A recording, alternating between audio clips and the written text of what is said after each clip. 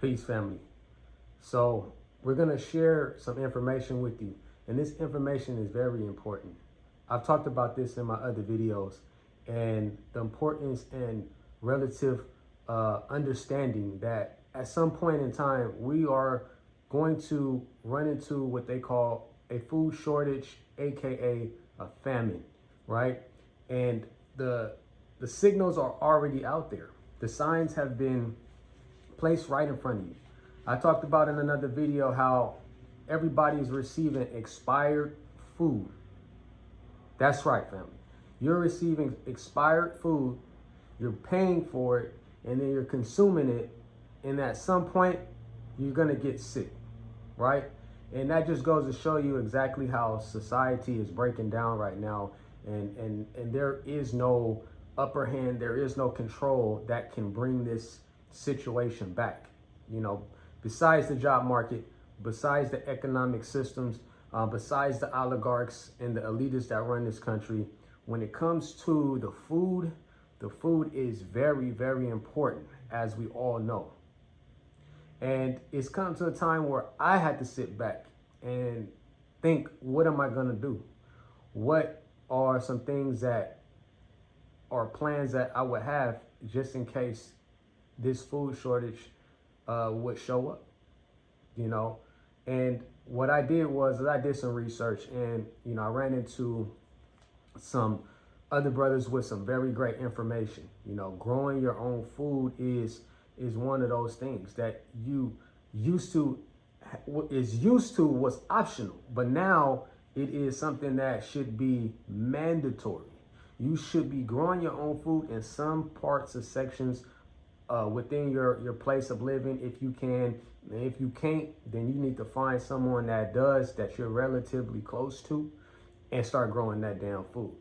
Because all of us have been highly distracted from, you know, the sports, the streamings, the political affairs that go on, you know, within this crazy country.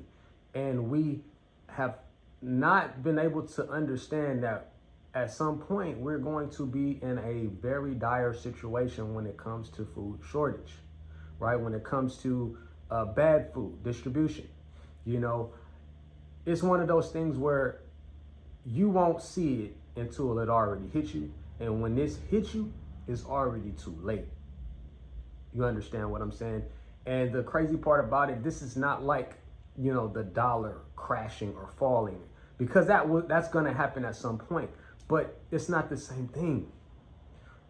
The food is a whole different ball game. It's an element in society where everybody needs it. And if you can't have it, then you're going to find a way to get it. It's not like going to buy your a PlayStation, or it's not like you're going to buy the new iPhone. That shit ain't gonna matter. Currency won't matter. If there's a food shortage and people are running out of food, they're gonna do one or two things, right? They're going to A, look for some place that they can get it. B, they're gonna come get it from you, right? Now you can see on a mental basis exactly what that would cost amongst a country, right? And like I said, there's plenty of signs that are letting everybody know that these are some of the things that are happening.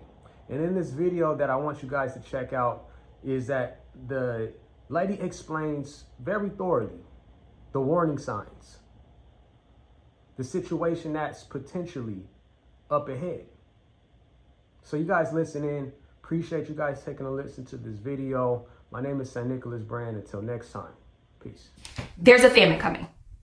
There is a famine coming in 2026, okay?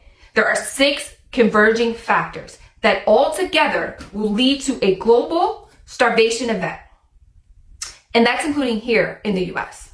So these 6 factors, the first 3 are naturally occurring events. So we have an extreme drought, which they're calling a mega drought, which is the most extreme in the last 1,200 years. It's affecting our fruit, grain, vegetable, sugarcane, tobacco production in the western and southern states. At At the same time, we're having extreme rain and flooding in the Corn Belt, which is preventing farmers from putting or planting the crops in the small window that they have. All right.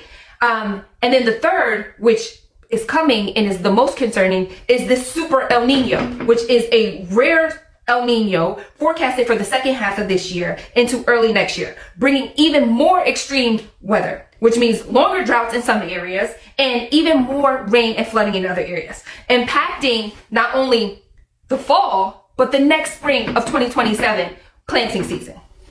Okay? And there is a specific window in which crops need to be planted and harvested. If you miss that window, that means no harvest until the next season. So this season already significantly impacted. And then we're going into the fall and spring of 2027, where we're anticipating, based on this super El Nino, that we will have further issues with our food production here in the US and globally.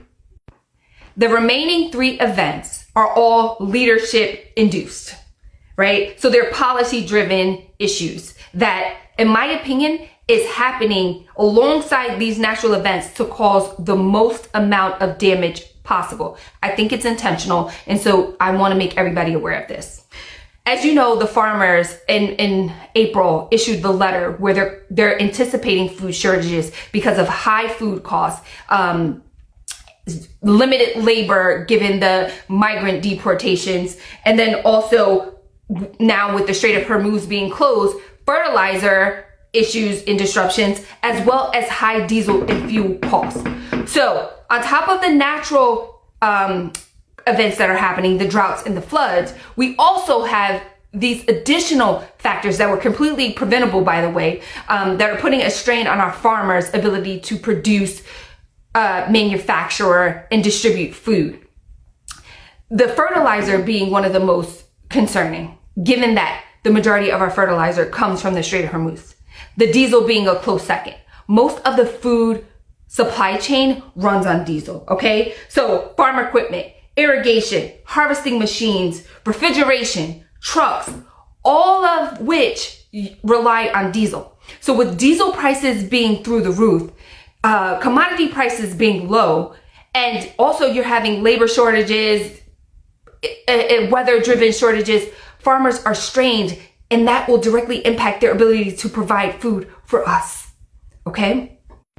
This means that in the short term, meaning spring, summer, we can expect high food costs, 20 to 30% higher than what they are now, right? So when we go to the supermarket, we're going to be paying, in the gas pump, we're going to be paying 20 to 30% more for the things that we need. And this is coming at a time when unemployment is at record levels, as well as SNAP benefits being cut for millions of people, right? With the new work requirements, and also refugees and migrants not being able to qualify for SNAP benefits any longer. So you have millions of people who now will not have access to food because they can't afford it. And then you also have all of these new unemployed people entering the market that our finances are being strained. That's coming to a head right now as we speak. Going into the fall and winter of this year, things are going to get worse. That's when we're really going to be hit by any shortages as a result of this planting season. So crops are going in the ground now. If that produces a low harvest, that means that it's going to impact the food that we have late summer into the fall. Add the super El Nino, which is going to impact the fall harvest, and then into next spring, we're talking about empty shelves come this fall. Empty shelves. Not only will food be expensive, but also there's going to be a shortage of food, if we have any at all, given all of these supply chain disruptions, okay? I recommend that you take this seriously, that you start securing whatever food that you can secure now. I mean, don't bum rush the supermarkets. Allow everyone to get something, right? But you need to stock your pantry with food, shelf-stable foods, rice, canned goods, beans, etc. You'll also need water. given the drought and the fact that water may not be available. But I suggest starting to put away what you can now, especially at today's prices, because there's going to be an issue with either paying for or securing those things in the future. In addition to that, this is the spring. Put some seeds in the ground. Start a small garden so that if there is a disruption or if there is a low harvest, at least you have something to feed your family and potentially even provide to your extended family and your neighbors.